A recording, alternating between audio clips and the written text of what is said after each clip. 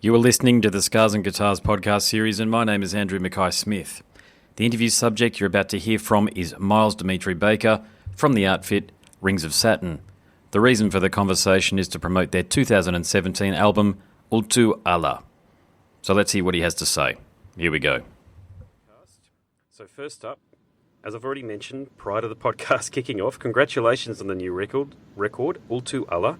There's a heck of a lot going on here. There is brutal deathcore breakdowns, flamenco-inspired guitar playing, and what sounds to me like a guitar mimicking an accordion, bringing to mind traditional Croatian music. But in your own words, mate, how would you describe the album?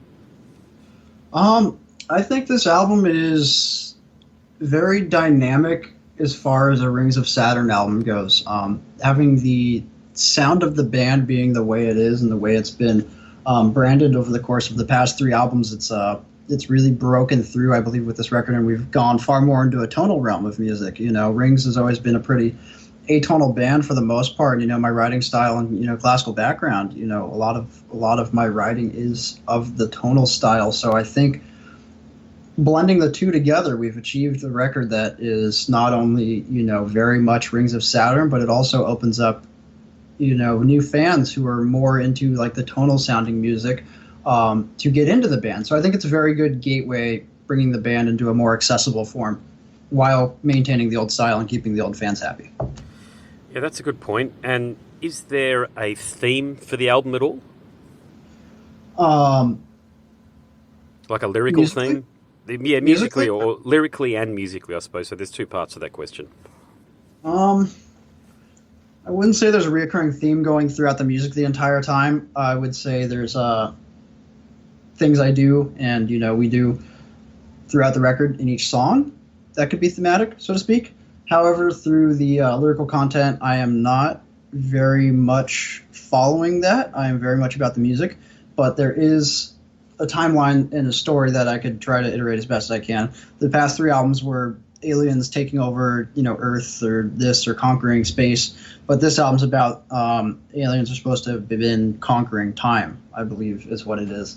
And the album's called Time Memorial. Translate it, but I'm not going to be able to give a very good answer on that. So that's a very complex theme you've got there. So rather than conquering space, they've conquered time, and so they're able to bend time or warp time, if you like, and travel interdimensionally.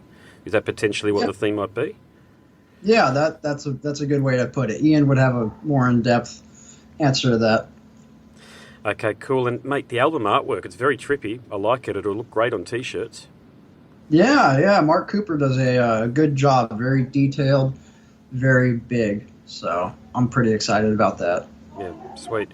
Now, I'm going to give you a very big compliment now and congratulate you personally on your four-dimensional approach to offering fans content. So, for those listening, Miles has posted reams of high-quality videos demonstrating your phenomenal 8-string guitar technique, the type of gear that you use and recording interfaces, and also playthrough videos, which I'm a big fan of. Now, a bit of a rant here from me, but I simply don't understand why artists do not do more of what you have done, mate. So I speak to so many talented metalcore and deathcore artists, and they really should be offering what you've done. So, again, I want to offer you a very sincere congratulations, and I'll ask for a comment from you about what your content sharing philosophy is. Yeah, well, thank you very much. No one has quite said that to me, and I appreciate that a lot. Thank you. No worries. Yeah, I think a big thing with I've always liked doing playthroughs. I've always been a fan of those, so that's always been something I wanted to do. And having, like I mentioned before, having classical background, that obviously means I did a lot of studying in school and lessons. So when I'm home from tour, teach. So I think naturally it's, one of those things where with a playthrough, it's an instructional thing. I like instructional things. I like seeing someone play something. I like learning how they play something. So, doing not only a playthrough, but like a full explanation of what's happening, harmonically and structurally throughout a song is something that, I teach in private lessons. And I figured, with this album coming out, why not do that for one of the new songs? And yeah, it's just something I enjoy. Sure, filming videos is a total pain and very frustrating at times, but the end product is quite rewarding. So yeah, that's just been something I'm into, and you're right. I think more people should do this because it does offer not only instruction for the fans, it offers more content for the fans to, check out the same song, and it provides like a bunch of different ways to promote something. as well as, making yourself more accessible to the fans, because, there's this huge mystery that people feel with, these artists and stuff, which is cool. It's part of the whole, I'm in a band kind of thing. But it's really cool kind of stepping away from that and showing a bit more personality and, just like personal touch to it. Here's my gear, here's what I use, here's how I do it. Exactly. It adds a connection for the fans. So I think it's something I enjoy doing, and I think the fans enjoy it as well. So tell me about your relationship with Schecter guitars, because I did watch a few of your videos where you were doing some clinics for them. Oh yeah, one clinic, but yeah, hopefully multiple in the future. That would be be nice. I did the NAMM demo. NAMM's a music music convention that happens every year here, and it happens to be like right down the street from me, which is really nice. So yeah, dude, it's literally like 5 miles away, not even. It's really cool. I actually live off of the same street that is held on, which is funny. But anyways, my relationship started with them. I was looking for a left-handed 8-string, and Schecter offers almost all of their guitars in a left-handed version. Wow. And I tried this. Yeah, not many companies do that. Being a left-handed guitar player sucks. So, finding this guitar, the Banshee series and the Banshee Elites, which are what I play, it was great, man. They have a super sick neck. It's really thin. I'm not a fan of really bulky necks, and they just sound nice, stainless steel frets. So it was something I was very interested in. So we kicked off a relationship, and I've been with them for almost 2 years now. And yeah, they're a great company. Everyone's really cool there, and they're they're just one of those. Not only do they make a cool product, they're one of those just like power players in the industry. They're Schecter guitars. They got Motley Crue. They've got Marilyn Manson. So yes, well, they got John Five, I think, too. I might be talking out of school here, but I think John Five is an artist of theirs. But what they strike me as a very progressive company that looks to innovate, and I think by a partnership through people such as your good self, that can only be a bloody good thing. Yeah, they seem very open to doing things and trying new things. And they're also, it's not like a suit and tie company. There's some companies I've worked with in the past that are very, business. Here's this, here's that. Oh, that's not in the contract, not going to do it, which, obviously totally makes sense. But on the other hand, there's the whole networking friend who mutually beneficial. I'm going to go out of my way to help you, so you'll help me out kind of thing. And that's how it works, Mm-hmm. And Schecter's very much, flexible and open and helpful and wanting to make things, happen. And they're willing to do things to make that happen. And hopefully at some point in the future, there might be, a signature model. And I want to try something new and innovative, like you said, that would represent me as well as the company and, make me look good and make them look good, and I'd end up having a sick guitar in the end too. So it'd be, it's just, they're very innovative, and they do catch on with a lot of artists, and they do offer things for all styles of music as well. They're not like, a lot of people think of them as, they're a metal company. Sure, they have a lot of metal artists, but they also have some very nice guitars that aren't metal oriented whatsoever. Yes, and you mentioned earlier that, you do teach. What's at the core of your philosophy with teaching? Is it just play, or practice, or is there something else that you would offer to an aspiring guitarist who is listening that is probably struggling? Because let's face it, we all started at some point and it was bloody hard. But what would you say to someone who's starting out on the guitar? I would say learn your scales and your modes and your chords built from those, because as boring as it seems, everything that you hear, with a grain of salt, is based off of those. Mm-hmm. All the new ring stuff, inadequate, parallel shift, doesn't matter what it is. It's all explained with that in small variations of it. So even though it seems boring playing your triads in your key of C major, you should learn it, because it turns into a lot of very cool things. And that would be, if I had like a quick sentence to say to someone, that would be it. But if I expanded on that to someone who maybe been playing for a little longer, when you practice, don't practice too hard. Don't hurt yourself. My wrists are thoroughly screwed up, and it sucks. Make sure you stretch. Make sure you warm up. You're going to hit roadblocks. Keep pushing through. Learn some theory. Learn some new songs. Learn what people do in their music. So and that's a big... How do you cope with an hour and a half long set then with your wrist? You use, like we use Danker rub here in Australia, which is like a heat rub. Yeah. I don't play sets that are an hour and a half long, so I couldn't tell you how I'd cope with that. Probably, roughly. But yeah, I do stretching. I try to stay off my phone, which seems silly, but using my thumbs does irritate it. I'm on my phone a lot. Try to not type a whole lot, and I type very fast without like stretching or warming up, so that probably contributes to it a lot. Yeah. And yeah, man, just warm up on guitar. Don't go balls to the walls right away. That's how you hurt yourself. You know, it doesn't seem like it, or people are like, "Oh, stop being a wuss" or whatever. It's not funny. You're not a tough guy. You're not some badass for not warming up. You're an idiot. You know, you need to warm up because if you want to keep playing guitar and have fun and not hurt yourself, you got to take care of yourself if you're going to do that. Yeah, I play bass, and I've played in covers bands for years, and we play 3 or 4 song sets. You know, if we play a 3-song set, 3-song gig, 3-set gig, that will be 3 sets of 1 hour, and I can tell you at the end of that third set, my fingers, if it's not bleeding, it's very close to bleeding because I use my fingers. I'm a finger-style bass player. Nice. And I still have not been able to unlock that particular code yet where I've been able to get through an entire set without feeling like as though I've gone a couple of rounds with Mike Tyson.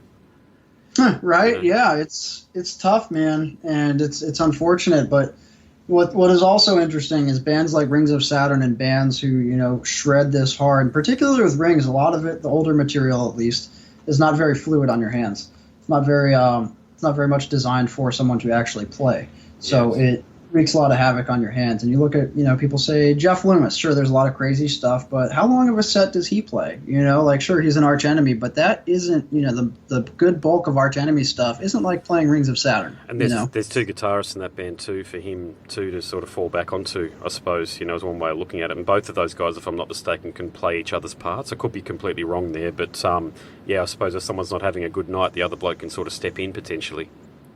Yeah, and it's, you know, it's just tough. So I don't know if, you know, an hour and a half set of Rings style music is something that's possible, because the sad, you know, truth about it is that this stuff is bad for your hands, and people who play, look at Keith Richards, his hands are totally destroyed. He's playing, you know, really, really laid back stuff. Yes, and people don't really aren't aware that his style has changed over the years to accommodate his frail physicality. Let's put it that way. Or, you know, Yeah, I think he's on a 5-string guitar now, honestly. So Jesus, okay. Well, there you go. Well. Look, you've hit on something, or you've made a point about something that I would like to talk about, so feel free to say, nah, let's nix that and let's not talk about this. But some years back, you had to defend some accusations that the band recorded it what would amount to be half pace, and then you doubled the speed for the actual release. Now, from the trawling that I've done online, the fans don't actually seem to give a shit or care. But there have been a few metal-themed publications that do like talking about it, no doubt due to the clickbait philosophy of anything that is controversial. So if I'm not if I'm not mistaken, it's all died down now. But what was your take on that episode of the band's career? You know, so when that started, I would just make a video. If someone said I couldn't play it, I would make a video. That was my big thing when I joined this band, is I am a guitar player. I'm a good guitar player at that. I'm not the best, but I can play this stuff. No, you're bloody good, though. You can definitely play. There's no doubt about that. Yeah, maybe not perfectly, but, you know, it's pretty close. You know, we're setting the bar pretty high here with some of this stuff. It's pretty ridiculous. So, you know, I'd make a video of myself playing this, and it'd be like, screw you guys. You know, I can play this. But regarding the actual, you know, half-speed recording or note-for-note recording, or, you know, however, every metal band, for the most part, pretty much every metal band in the tech metal scene does this. They do half-speed. They do note-for-note. They do, you know, very small sections. Periphery openly admitted to recording half-speed because it creates a better sound. And, yeah, I'm not saying one way or the other, but Rings just gets, you know, blasted for it harder, and, you know, everyone does stuff like that, and it doesn't matter that we can play it live. That's the question. That's what the ultimate question should be. Who cares how we record it, you know? And, you know, I don't care how other people record stuff. Can they play it? Can I see a video of them playing it? Can I go live and see them play it? Cool. Because even, like, you know, with my other band Interloper, there's some things that I'm going to probably track on the full length that's going to be coming up that I'm going to break into sections, because I can play it perfectly, but you don't get the same sound as if I cut it into a couple different parts. Things cut through better. It's weird. It just sounds, you get a better product at the end, you know? Look, I felt the same way. That I think you just mentioned it then, but if you could play it live, why wouldn't you be able to play it on the record? You know, I know that we use, you know, Logic and Pro Tools and all this sort of stuff these days, so you can virtually record bits and pieces of a song at any given time, but you're still recording it. you end up getting a different clarity. I highly suggest, like in your DAW, there's usually like if you record a part and then you right click it, there's usually like source properties and you can adjust the playback rate. I would try it, man. It's interesting. It's really weird, and I was like shocked when I first started hearing about this stuff. You know, and then I messed around and tried it. I've recorded things note for note. I've recorded things half speed. I've recorded things normal. I've recorded things in chunks. I've done it all 4 ways that I know of to record. Yeah. And, you know, I always aim for recording everything real because I like that sound. I like that, you know, raw sound and that feeling of getting a sick take where you're like, yes, you know, I tried this 400 times and I finally got it. You know, like that's fun. That's enjoyable. But, you know, you do get a clarity that is unparalleled with, you know, note for note recordings, which sound very fake. Half speed, which can sound very fake, and then you know, picking things up into chunks. So it just depends. And when you have, you know, several different instruments playing, if you zoom in on the grid, it's not on the grid. So, you know, you get that happening with 4 different parts, and things start to sound sloppy very quickly. Even if you're a great player, it's bizarre, man. So I definitely suggest giving it a shot.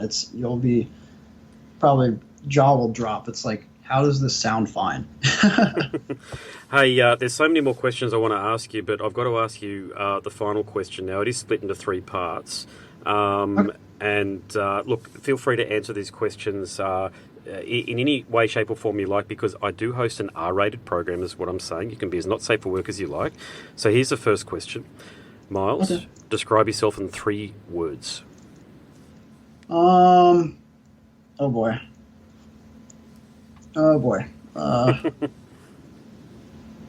Fuck. Can you ask me a different one first, and I'll think about that one while I answer the other ones? All right. Or does it have to go in this order? No, that's all right. No particular order. I'll go to the next question, which is, if you could go back to when you're 18 and give yourself some advice, what do you think you'd say? Fuck. Don't break up with your girlfriend. I would say stretch more. Stretch your wrists out more. Don't play as hard. Thought it might have been something to do with your hands. Yeah, there you go. Yep, rightio. All right, the next question is, what 5 guests, living or dead, from any time in history would you invite to dinner? Wow. Do they somehow have the ability to speak English? Yes, absolutely. Yep, you can all converse with each other. No dramas there. Good. Okay. Bach. Yep. And then, wow.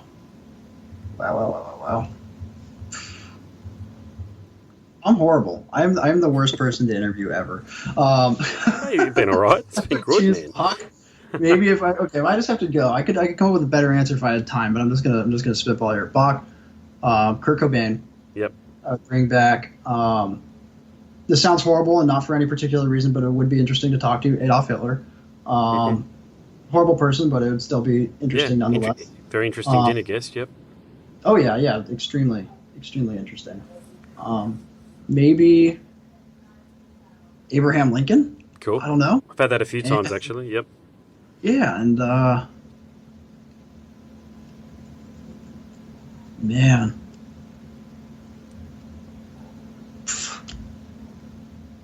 Yeah. I don't know. Man. That's a really hard question. It's extremely hard. I'll come along. There you go. I'll make it easy for you. Then it would be. Man, I suck. Well, I actually. Robin Williams. Let's just say that. Robin Williams. I read in one of the forums that you were a fan of L. Ron Hubbard, so I thought on the premise that it was you that was responding to people on one of the websites that you might have invited, that you liked L. Ron Hubbard, so I thought he might have been a guest that you might have invited, but anyway. I don't think that was me who said that, because I don't even know who that is. Oh, then I think somebody's pretending to be you on... I'll message you actually through Skype, and I'll do the screenshots. Yeah, please just so do, because I don't even know who that guy is. Because I read some of the stuff and I thought, I don't know why an artist would be on a forum responding to fan questions, because that doesn't happen. So yeah, no, not really. I'll send you the screenshots after the fact, mate. So please do. Sorry, that was such a shitty answer. I don't know. If I had time to think about it, I could probably come up with some really interesting 5 people. But on the spot, I suck. And then so back to the first question of this grouping of 3. Three words to describe myself would probably be guitar, Mm-hmm. animals, Mm-hmm. and fun.